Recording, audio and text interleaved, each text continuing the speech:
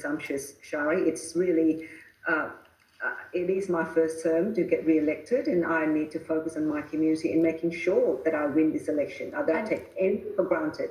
And of course, Fowler, the seat you're in, only has a 1.4% margin, so it will be a battle to hold on to it.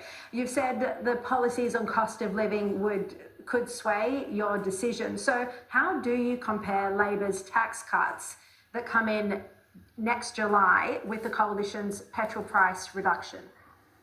Well, I actually, when I first got elected in May 2022, that first 12 months, my questions to the government and to the Prime Minister, Albanese, and his Treasurer was around bringing back, reintroducing the fuel excise tax cut, which I know that under the Coalition, they introduced it during the COVID era, which really was very helpful for those that were driving. And I kept on calling for that fuel excise tax cut.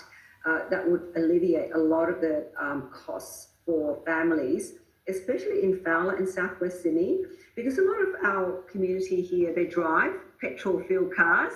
Many of our families own an average 3 to 4 cars to drive, kids, grandparents, parents drive themselves to work. And so I think that's a very common sense approach. And also it will help pensioners who will not benefit from a tax cut, or people who are not working will not benefit from a tax cut. Students who don't have that income threshold, they'll benefit from a tax cut. So there are more people that will actually have the benefit of the fuel excise tax cut that was announced by the opposition leader, as opposed to the 1% tax cut by the government, which won't come into effect, as you mentioned, to after July, I think in 15 months' time. Yeah. All right.